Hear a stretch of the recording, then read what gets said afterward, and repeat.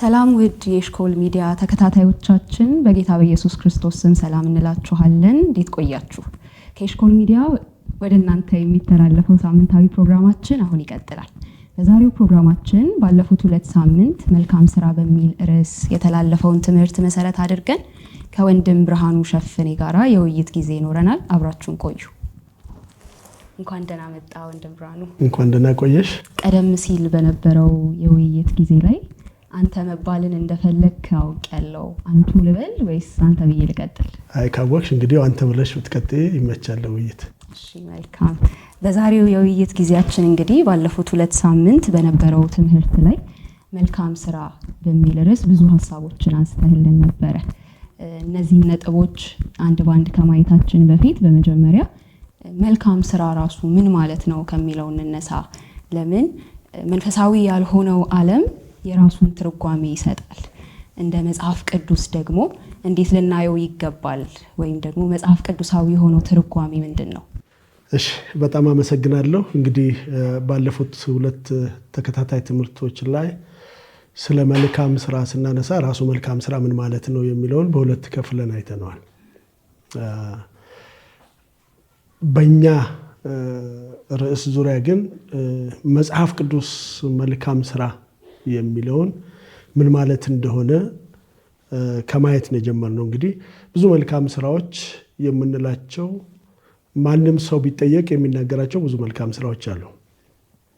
ነገር ግን መጽሐፍ ቅዱስ መልካም ስራ የሚለው ምን አይነት ነው ወይም መልካም ስራ በመጽሐፍ ቅዱስ ምን ማለት ነው የሚለውን መልካም ስራ እግዚአብሔርን ከማወቅ ጀምሮ በታማኝነት በመታዘዝና በፍቅር ለእግዚአብሔር ክብር የሚሆኑ እንደገና ደግሞ ለሰዎች ጥቅም የሚሆኑ ስራዎችን በእምነት እና በመንፈስ ቅዱስ ኃይል የሚሰሩ ስራዎችን መልካም ስራ ብለን ገልጸናቸዋል። የመልካም ስራ ጀማሪ ማን ነው? እንደዚሁም ደግሞ ከዚህ ጋር አያይዘን መቼ ተጀመረ?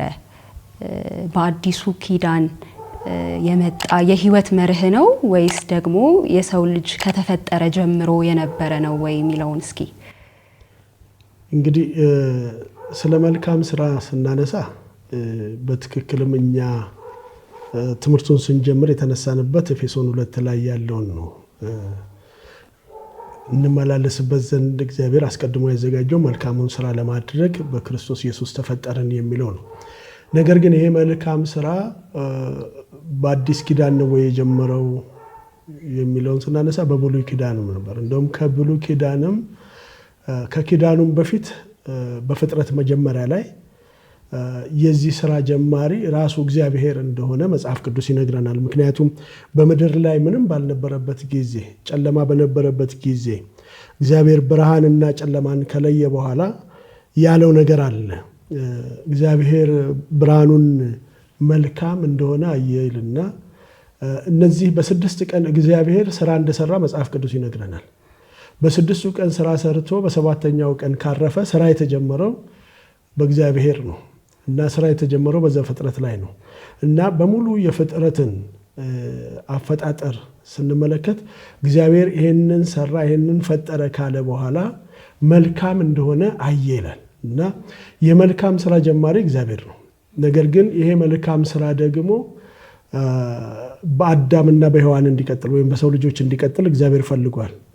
ምናልባት እናስታውስ ከሆነ አዳምን ኤደን ገነትን ይጠብቅ ያበጃትም ዘንድ እግዚአብሔር እሱን እንደሾመው በምድር ላይ ያሉ ፍጥረታትን ሁሉ እንዲገዛ እንደተሾመ እንመለከታለን እና በእግዚአብሔር የተጀመረውን ስራ እግዚአብሔር በሰዎች እንዲቀጥል ፈልጓል እና በኃጢአት ምክንያት ከእግዚአብሔር ጋር የነበረው ግንኙነት ከተቋረጠ በኋላ በክርስቶስ ኢየሱስ አዲስ ፍጥረት ተብለን እንደገና የተቋረጠውን ስራ ወይም ደግሞ በእኛ ሊሰራ የፈለገውን ስራ መልካም ስራ እግዚአብሔር ያዘጋጀው እንደሆነ እንመለከታለን። እንግዲህ በብሉይ ኪዳንም ውስጥ መልካም ስራዎች ነበሩ ወይ ብለን ስንመለከት ለእግዚአብሔር ክብር የሆኑ በመንፈስ የተመሩ ለሰዎች ጥቅም ይዋሉ እግዚአብሔርን የሚገልጹ ብዙ መልካም ስራዎች አሉና በብሉይ ኪዳንም ነበረ በአዲስ ኪዳንም አለ። እኛ ምናልባት ማተኮር የፈለግንበት የአዲስ ኪዳን አማኞች ስለሆነን ዘመኑ የሚመለከተን አዲስ ኪዳን ስለሆነ እሱ ላይ ትኩረት ሰጥተን ነው ያየነው እንጂ የመልካም ስራ ጀማሪ እንደውም ፈጻሚም ራሱ እግዚአብሔር እንደሆነ መጽሐፍ ቅዱስ ይነግረናል። የመልካም ስራ ጀማሪም ፈጻሚም ራሱ እግዚአብሔር እንደሆነ በፊልጵስዩስ መጽሐፍ ምዕራፍ 1 ቁጥር 3 እስከ 6 ያለውን ሐዋርያው ጳውሎስ ሁሉ ጊዜ በጸሎቴ ሁሉ ስለናንተ በደስታ እየጸለይኩ አለና ከፊተኛው ቀን እስከ ዛሬ ድረስ ወንጌልን በመስበክ አብራችሁ ስለሰራችሁ ባሰብኳችሁ ጊዜ አምላኬን አመሰግናለሁ አለና በእናንተ መልካምን ስራ የጀመረው እስከ ኢየሱስ ክርስቶስ ቀን ድረስ እንዲፈጽመው ተረድቻለሁ እና በእኛም መልካም ስራ የጀመረው ራሱ እግዚአብሔር ነው። ደግሞ ይሄን ስራ የሚቀጥለው እሱ ነው። እንድንሰራ እግዚአብሔር ያዘጋጀውን ስራ እንድንሰራ አዲስ ፍጥረት ሆነናል። ነገር ግን ይሄን መልካም ስራ የጀመረው ደግሞ የሚፈጽመው በእኛ ውስጥ ሆኖ እሱ እግዚአብሔር ነው። ስለዚህ መልካም ስራ ጀማሪ እግዚአብሔር ነው፣ ፈጻሚውም ደግሞ እሱ እግዚአብሔር ነው ማለት እንችላለን። ያው እንዳልከው አስቀድሞ የነበረ የእግዚአብሔር ሐሳብ ነው በሰዎች ዘንድ መልካም ስራ እንዲታይ እንዲገለጥ።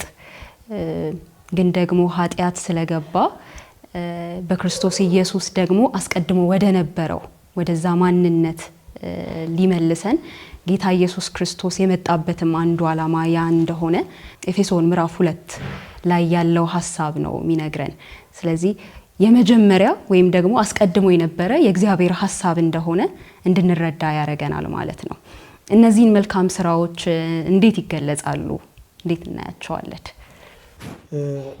እነዚህ መልካም ስራዎች እንዴት ይገለጻሉ የሚለውን መጀመሪያ ኢየሱስ ክርስቶስ ይህን መልካም ስራ እንዴት ሰርቶ አሳያቸው በሚለው ብናይ ደስ ይለኛል። እንግዲህ መልካም ስራ በክርስቶስ ኢየሱስ በማመን ይጀምራል። ከዛ በኋላ ግን በሱ የሚቆም ሳይሆን ድርጊትን ያካትታልና ኢየሱስ ክርስቶስ በዮሐንስ ወንጌል ምዕራፍ 10 ቁጥር 32 ላይ ከአባቴ ብዙ መልካም ስራ አሳየኋቸው ብሎ የተናገረው ነገር አለ።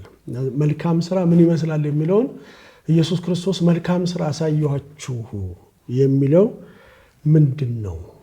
እንደውም ከነርሱ ስለማን ናቸው ነው የምትወግሩኝ ብሎ በጠየቀ ጊዜ ኢየሱስ ክርስቶስ ምንድነው መልካም ስራ ያሳያቸው የሚለውን ማየት ያስፈልጋል። በሌላም ስፍራ ላይ በዮሐንስ ወንጌል ምዕራፍ 10:25 ላይ እንዲህ አለ፣ ነገርኳችሁ አታምኑም፣ እኔ በአባቴ ስም የማደርገው ስራ ስለኔ ይመሰክራል አለ። እንግዲህ ኢየሱስ ክርስቶስ ምንድነው የሰራው የሚለውን ስንመለከት መልካም ስራዎች ከአባቱ ዘንድ ተቀብሎ ያሳያቸው መልካም ስራዎች እናሳያለን። እንግዲህ አንዱ ኢየሱስ ክርስቶስን ከሚከሱበት ምክንያት በሰንበት ቀን መፈወሱ እንደሆነ ያው ብዙ ጊዜ ከክርስቶስ ጋር ጸብ ያመጣባቸው ነገሮች ፈሪሳውያን እነዚህ እንደሆኑ እናያለን። ይሄንን ኢየሱስ ክርስቶስ ለምን በሰንበት ፈወስክ ባሉት ጊዜ በማቴዎስ ወንጌል ምዕራፍ 12 ቁጥር 10 ላይ የሰጣቸው መልስ በሰንበት መልካም መስራት ተፈቅዷል አላቸው። እንግዲህ ምን ነበር የሰራው ብለን ስንመለከት ኢየሱስ ክርስቶስ በሽተኛ ነበር የፈወሰው። ስለዚህ መልካም ስራ በሰንበት ማድረግ ተፈቅዷል ከተባለ ሰዎችን መፈወስ አንዱ መልካም ስራ እንደሆነ ማየት እንችላለን።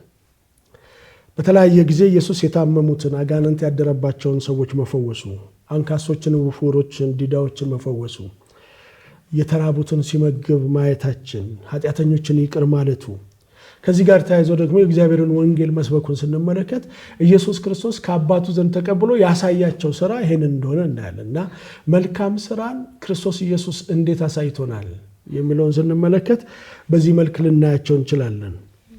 በሐዋርያት ሥራ ምዕራፍ 10 ቁጥር 38 ላይ እግዚአብሔር የናዝሬቱ ኢየሱስን በመንፈስ ቅዱስ በኃይልም ቀባው፣ እርሱም መልካም እያደረገ ይላል። ከተቀባ በኋላ መልካም እያደረገ ለዲያብሎስ የተገዙትን ሁሉ እየፈወሰ ዞረ፣ እግዚአብሔር ከሱ ጋር ነበረና።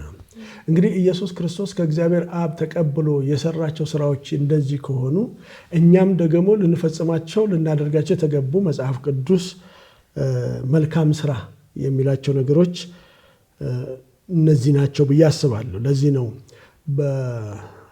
አንደኛ ጴጥሮስ ምዕራፍ 2 ቁጥር 12 ላይ ስለሚመለከቱት ስለ መልካም ስራችሁ ይላል እና ይሄ መልካም ስራ ሰዎች የሚያዩት ነው ወይም ደግሞ ከኛ አይተው የሚረዱት መልካም ስራ አለና ክፉ እንደምታደርጉ በዚያ እናንተን በሚያሙበት ነገር በሚጎበኝበት ቀን እግዚአብሔርን ያከብሩ ዘንድ በአሕዛብ መካከል ኑሯችሁ መልካም ይሁን ወይም ደግሞ በሌላ ስፍራ ላይ መልካሙ ስራችሁን አይተው የሰማይ አባታችሁን እንዲያከብሩ ብርሃናችሁ በሰው ሁሉ ፊት ይብራ ይላል እና እነዚህ መልካም የሚባሉት ነገሮች ክርስቶስ ኢየሱስ ያደረጋቸውን ለእኛም ያሳየውን እኛም ልናደርግ የሚገቡን እነዚህ ናቸው ብዬ አስባለሁ እና እኛ ምን መልካም ስራ ይጠበቅብናል ብለን ብናስብ ኢየሱስ ክርስቶስ ያሳየንን ነው።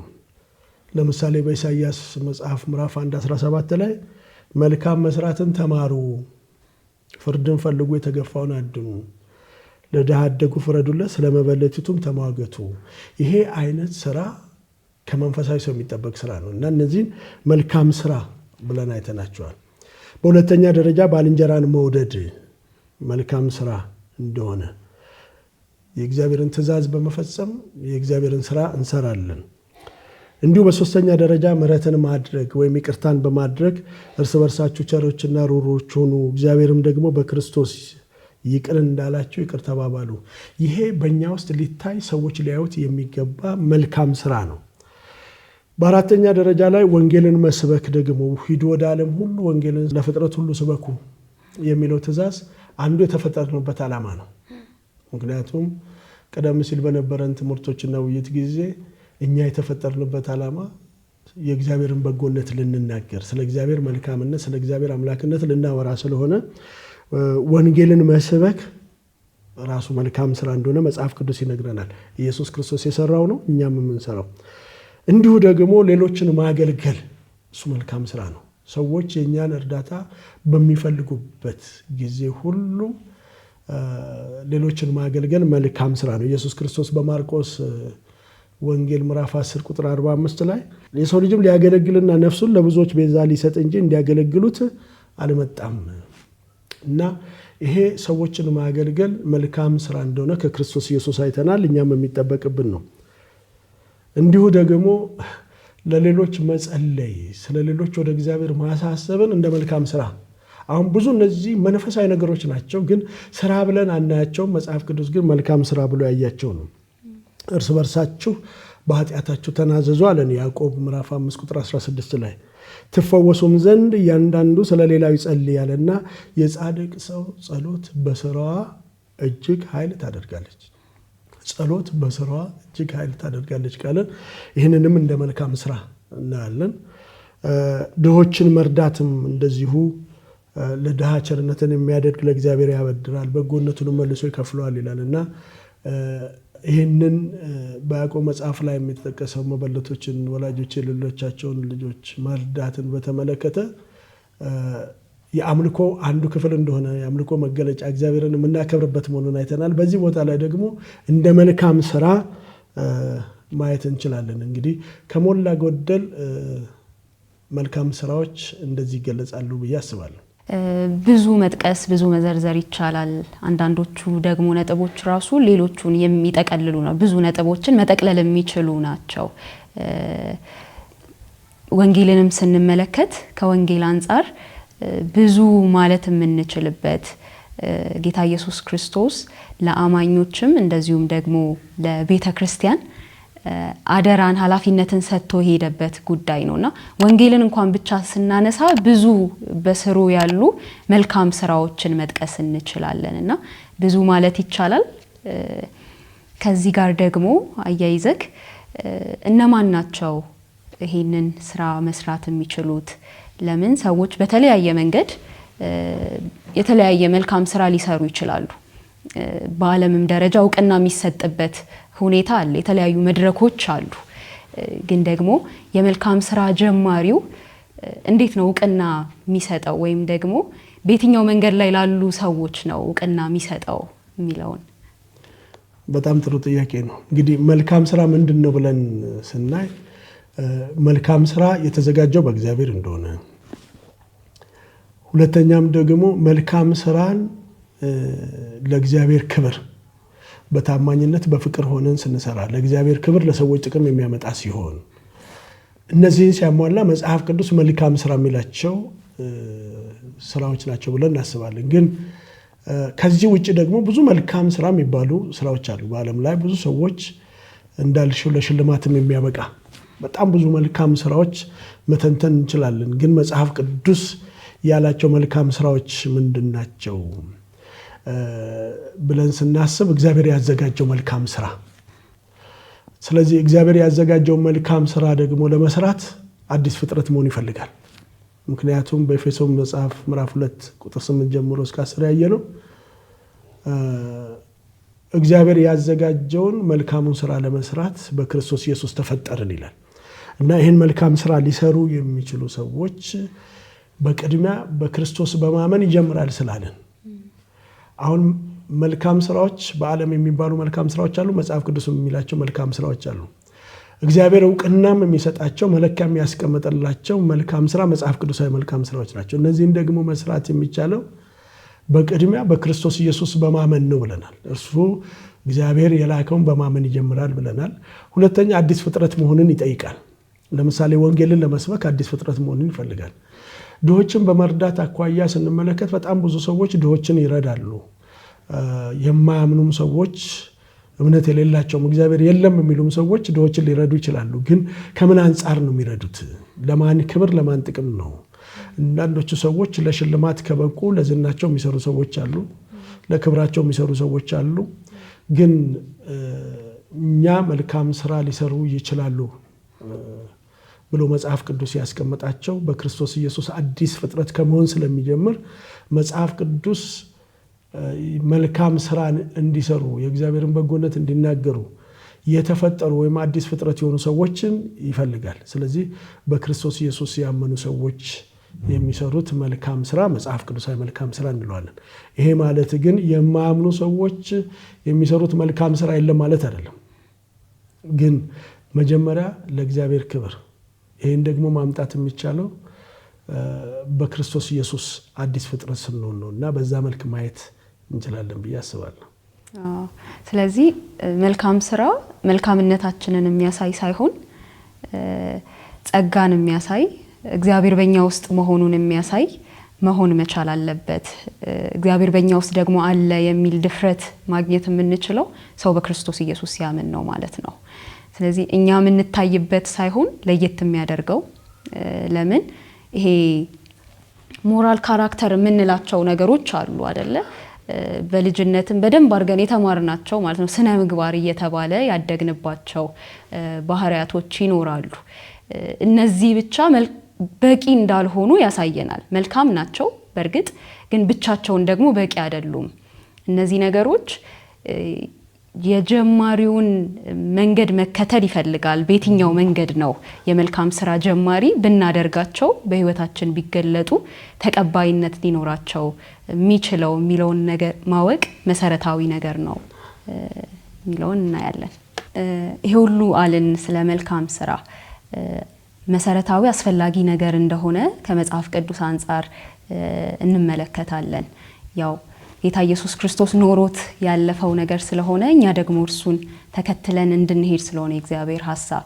ግን ይሄንን ስናውቅ ስንረዳ ለምን ዓላማ ነው የሚለውን ነገር ማድረግን ስናስብ በህይወታችን መልካም ስራ እንዲገለጥ ስናስብ ከምን ተነስተን ነው ለምን ዓላማ ነው እነዚህ ነገሮች የምናደርጋቸው? እንግዲህ መልካም ስራ የምንሰራበት ዓላማ ምንድን ነው የሚለውን ነገር ስንመለከት አንደኛ የተፈጠርንበት ዓላማ ነው። ምክንያቱም የተፈጠርንበት ዓላማ እግዚአብሔር አስቀድሞ ያዘጋጀው መልካሙን ስራ ለመስራት ስለሆነ አንዱ እግዚአብሔር ያዘጋጀውን ስራ እኛ የተፈጠርንበት ስለሆነ እንሰራለን። ብዙ ጊዜ ግን መልካም ስራን ስንሰራ ለጽድቅም ወይም ደግሞ ለመዳንም አድርጎ ሊታሰብ ይችል ይሆናል። አንዳንድ ሰው መልካም በማድረግን መልካም ስራን በማድረግ የዘላለም ሕይወትን ማግኘት የሚችል ወይም ደግሞ ጽድቅን በማድረግ ከሞት ወደ ሕይወት እንደሚሻገር ሊያስብ ይችላል። እና በጣም ብዙ ጊዜ ይሄ የተለመደ ነው። ሰዎች መልካም ስራን ሲያደርጉ ለመዳን አስበው ወይም ደግሞ ከእግዚአብሔር ምሕረትን ለማግኘት አስበው የሚሰሩ ሰዎች አሉ። እኛ ግን መጽሐፉ እያለን ያለው የዳነው መልካሙ ስራ ለማድረግ ነው እንጂ ለመዳን መልካም ስራ አንሰራም። እና የመልካም ስራን የምንሰራው ስለ ዳንን ነው፣ የዳንበት ዓላማ ስለሆነ ነው። ይሄ መልካም ስራ ከኃጢአታችን ጋር አይያዝም ወይም የኃጢአት ማካካሻም አይደለም። በቃ እግዚአብሔር አስቀድሞ ያዘጋጀው መልካም ስራ ነው፣ እሱን እንድንሰራ ተጠርተናል። እና መልካም ስራ የምንሰራው የተፈጠርንበት ዓላማ ስለሆነና ደግሞ መዳናችንን የምንገልጽበት ስለሆነ መልካም ስራ የመዳን መንገድ ሳይሆን የመዳናችን መገለጫ። ስለ ዳንን እንጂ ለመዳን አይደለም የምንሰራው። ባንድን ቅድም እንዳልነው ይህን ስራ መስራት የሚችሉ ሰዎች በክርስቶስ ኢየሱስ አምነው የዳኑ ሰዎች ናቸው ካልን፣ የዳነ ሰው ግን መልካም ስራ ይጠበቅበታል። አለበለዚያ እምነቱ በስራ የሚገለጽ አይደለም የሚሆነው። ለዚህ ነው መልካሙን ስራ ለማድረግ መጀመሪያ በክርስቶስ ኢየሱስ መዳናችን ይቀድማል። ከዳንን በኋላ ስለ ዳንን የምንሰራው ስራ ነው። በኤፌሶን ምዕራፍ 2 ቁጥር 8 ላይ ጸጋው በእምነት እንዳዳነን ነግሮናል። መዳናችን በጸጋው ነው፣ በስራ አይደለም። ደግሞ እኛ ፍጥረቱ ነን ሲል የእጆቹ ስራ መሆናችንን ያሳያል። እና መዳናችን በክርስቶስ የተፈጸመው በክርስቶስ ኢየሱስ ሞትና ትንሣኤ ነው። በክርስቶስ ኢየሱስ አዲስ ፍጥረት ነን። ይህንን ሁለተኛ ቆሮንቶስ ምዕራፍ 5 ቁጥር 17 ላይ ማንም በክርስቶስ ቢሆን አዲስ ፍጥረት ነው ካለን በኋላ የመልካም ስራን የምንሰራው ለመዳን ሳይሆን ስለ ዳንን እንሰራለን። የዚህ ዓላማ አንዱ የተፈጠርንበት ዓላማ ስለሆነ ነው። ይህንን በደንብ ማስተዋል ያስፈልጋል። እግዚአብሔር ሁሉን ለራሱ ፈጥሯል። ሁሉን ለእርሱ ለራሱ ፈጥሯል። እና የተፈጠርንበት ዓላማ ለእግዚአብሔር ዓላማ ነው። እና ከዳንን በኋላ የምናካሄዳቸው የምናደርጋቸው ስራዎች በሙሉ ለእግዚአብሔር ክብር። ቲቶ ምዕራፍ 2 ቁጥር 14 ላይ እንደዚህ ይላል፣ መድኃኒታችን ከአመፅ ሁሉ እንዲቤዠናልና መልካሙን ለማድረግ የሚቀናውን ገንዘቡ የሚሆነውን ሕዝብ ለራሱ ለማንጻት ነው አለና አሁን ለእግዚአብሔር መልካም ስራ የሚሰሩትን ለማንጻት ኢየሱስ ክርስቶስ ከሞተ ወይም ደግሞ የደም ዋጋ ከከፈለ እኛ ለተከፈለልን ዓላማ ነው መልካም ስራን የምንሰራው። ሁለተኛው በጣም ማስተዋል ያለብን መልካም ስራ የምንሰራው ለእግዚአብሔር ክብር እንጂ የእኛን ማንነት ለማሳወቅ እንዳልሆነ ማስታወስ ያስፈልጋል። በጣም ብዙ ጊዜ መልካም ስራዎች እንሰራለን፣ የሰዎች ችግር እናቃልላለን፣ ጥሩ ናቸው። ግን ዋና ዓላማው የሰውን ችግር ለማቃለል ወይም ደግሞ የእኛን ማንነት ለማሳወቅ አይደለም። ይልቁኑ ከዚህ ይልቅ ሰዎች እግዚአብሔርን እንዲወዱ፣ እግዚአብሔርን እንዲያውቁ፣ እግዚአብሔርን እንዲያገለግሉ፣ እግዚአብሔርን እንዲያከብሩ፣ ደግሞ የዘላለም ሕይወት እንዲያገኙ መልካም ስራ የምንሰራበት ዓላማ ይሄ ነው፣ ከኛ ባለፈ ለሌሎች። ምክንያቱም ምንድን ያላቸው መልካሙ ስራችሁን አይተው በሰማዩ ያለው አባታችሁን እንዲያከብሩ ብርሃናችሁ እንዲሁ በሰው ሁሉ ፊት ይብራ ሲለን የመልካም ስራ ዋነኛ ዓላማ ለእግዚአብሔር ክብር እንዲመጣ ነው። እና መልካም ስራ የምንሰራበት እንደዚህ ነው። ሶስተኛ ለእግዚአብሔር ምስጋና እንዲበዛ መልካም ስራ እናደርጋለን። ይህንን ብዙ ጊዜ ላናስበው እንችላለን። መልካም ስራ ባደረግን ቁጥር ለእግዚአብሔር የሚጨምር ምስጋና አለ። በሁለተኛ ቆሮንቶስ ምዕራፍ 9 ቁጥር 12 ላይ 13 ላይ ሐዋርያ ጳውሎስ እንዲህ ይላል፣ የዚህ ረድኤት አገልግሎት ለቅዱሳን የሚጎላቸውን በሙሉ የሚሰጥ ብቻ አይደለምና ነገር ግን ደግሞ በብዙ ምስጋና ለእግዚአብሔር ይበዛል። ይሄ ድሆችን በመርዳት ውስጥ ያለው አገልግሎታችሁ ለቅዱሳን የሚጎድለውን በመሙላት ብቻ ሳይሆን ለእግዚአብሔር የሚመጣ ምስጋና አለ እና በዚህ አገልግሎት ስለተፈተናችሁ በክርስቶስ ወንጌል በማመናችሁ ስለሚሆን መታዘዝ እነርሱንና ሁሉንም ስለምትረዱበት ልግስና እግዚአብሔርን ያከብራሉ ይላል። እና መልካም ስራ የምንሰራው ለእግዚአብሔር ክብር እንዲመጣ ነው። ይህንን ባለፉት ትምህርቶች ላይ እግዚአብሔርን ለማክበር ድሆችን በመርዳት አይተናል። ግን ደግሞ ድሆችን መርዳት ወይም ሌሎችን ማገዝ መልካም ስራ እንደሆነ እያየን ነው። እና የመልካም ስራ ዓላማ አንዱ እሱ ነው። በመቀጠል መልካም ስራ የእምነታችን መገለጫ መሆኑንም ደግሞ ስለሆነ መልካም ስራ እንሰራለን። ይህንን እንደዚህ አድርገን ብናየው ደስ ይለኛል። መልካም ስራ የእምነታችን መገለጫ አምናለሁ የሚል ሰው የሚጠበቅበት እምነቱ የሚረጋገጥበት መልካም ስራ አለ። በያዕቆብ መጽሐፍ ምዕራፍ 2 ቁጥር 14 ላይ ወንድሞቼ ሆይ እምነት አለኝ የሚል ስራ ግን የሌለው ሰው ቢኖር ምን ይጠቅመዋል? እምነቱ ሊያድነው ይችላልን? አለና ወንድም ወይም እህት ራቁታቸውን ቢሆኑ የዕለት ምግብ ቢያጡ ከእናንተ አንዱም በደህና ሂዱ ሳትሙቁ ጥገቡን ቢላቸው ለሰውነት ግን የሚያስፈልገውን ባሰጧቸው ምን ይጠቅማቸዋል? እንደዚሁ ስራ የሌለው እምነት ቢኖር በራሱ የሞተ ነው እና እምነታችን በስራ መታየት አለበት። ስለዚህ የእምነታችን መገለጫ ስለሆነ መልካም ስራን እንሰራለን እና የመልካም ስራ ዓላማዎች እነዚህ ናቸው ብለን መጥቀስ እንችላለን።